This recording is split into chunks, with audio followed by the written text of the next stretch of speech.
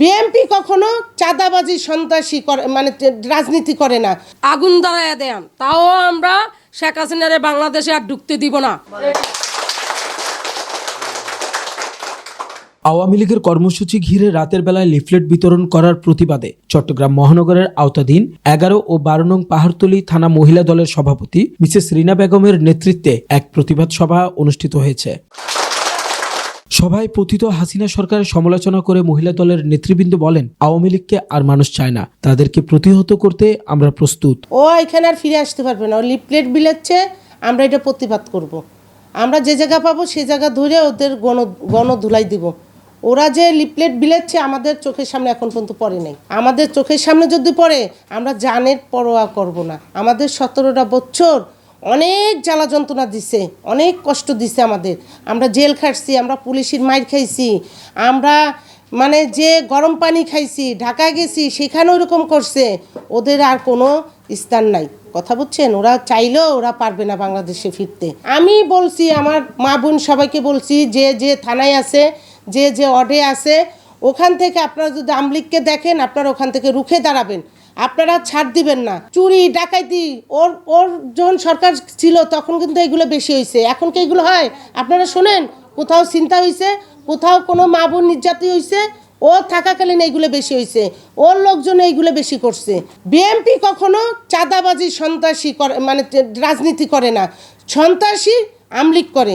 BNP কখনো চাঁদাবাজি করে না, কখনো সন্ত্রাসীও করে না। এগুলো করে আওয়ামী লীগ। আওয়ামী লীগের রেকর্ড আছে, বিএনপির রেকর্ড নাই। বিএনপি একটা ভদ্র দল, সীমিতভাবে এরা চলাফেরা করে। এরা ওদের মতো অত বিলাসিতা নিয়ে চলাফেরা করে না। যদি আমাদের বিএনপি ক্ষমতা আসে, আমি গরিব দুঃখী মহিলাদের জন্য কাজ করব। যারা মানে একদম বেশি গরিব, নিরান্ত গরিব, তাদের নিয়ে আমি কাজ করব। তাদের পাশে আমি সবসময় থাকব, তাদের নিয়েই আমি সবসময় থাকব। এই আমার মনের আশা, আমি ওদের নিয়েই থাকবো। এখনও আছি।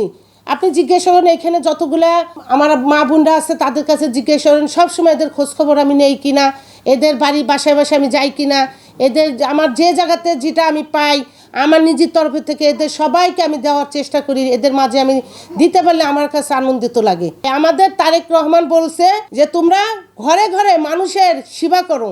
আমরা ঘরে ঘরে মানুষের সেবা করব। অসুখ বিসুখ যাই হোক না কেন এদের পাশে আমরা দাঁড়াবো। এই সময় উপস্থিত ছিলেন মহিলা দলের নেত্রী শাহিদা বেগম, রাহেলা বেগম সহ আরো অনেকে। যে যতটুকু ক্ষমতা আছে, লাড়ি সোলা ঝাড়ু, যার কাছে খন্তি ছুরি যা আছে তা লইয়া মাঠে নামাম। যদি আর নাই পারি একদম আগুন ধরায় দেন তাও আমরা শেখ হাসিনারে বাংলাদেশে আর ঢুকতে দিব না। এইভাবে ঘরের যত মা বোন আছে সবাই আমরা একতা হওয়ার জন্য দৈনিক প্রতিদিন আমরা এখানে মিটিংয়ে বসি। সবাই ঘরে ঘরে বলতেছি যে 16 বছর তোমরা কষ্ট করছো, রাজপথে নামছি আমরা, এখন আর বন্ধ করব না।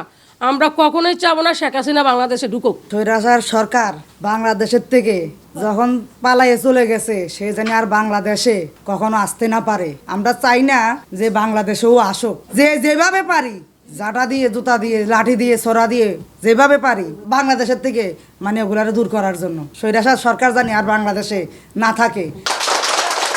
Desk news, news day 24।